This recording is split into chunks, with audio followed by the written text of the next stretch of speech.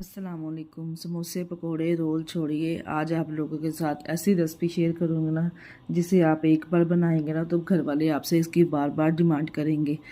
आज बनाएंगे बहुत ही ज़बरदस्त एग पोटैटो रोल, जिसके लिए ना ही आपको मैदा गूंदना पड़ेगा, ना ही बाजार से मैदा पट्टी मंगवानी पड़ेगी और ना ही बेलने की झंझट होगी।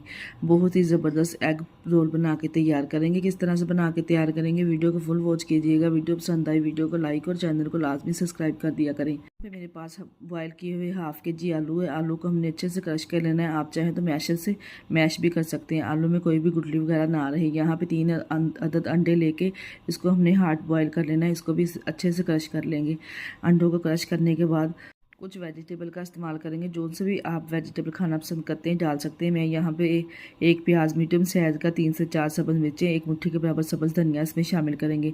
3 से 4 जो ब्रेड के स्लाइसेस वो इस तरह से हमने तोड़ के इसमें शामिल कर देने हैं। ब्रेड हमने इसलिए इसमें शामिल किया है क्योंकि जब हमने रोल फ्राई करने हैं ये टूटेंगे नहीं और बहुत ही क्रिस्पी क्रंची बनके तैयार होंगे। अब यहाँ पे पाउडर वाले स्पाइसेस ऐड करेंगे। 1 टीस्पून मैंने इसमें तमाम मसाले ऐड कर दिए। आप चाहें तो कम और ज़्यादा क्वांटिटी स्पाइसेस की कर सकते हैं अपने टेस्ट के हिसाब से।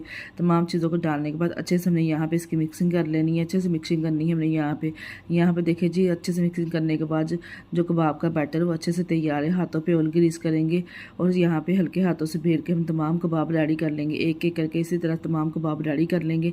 यहाँ पे देखिए कितने ज़बरदस्त कबाब बनके तैयार हुए। ना किसी सब्जियों की ज़रूरत है इसमें ढेर सारी, ना चिकन की ज़रूरत है। बिना चिकन के ढेर सारे कबाब बना के तैयार किए हैं।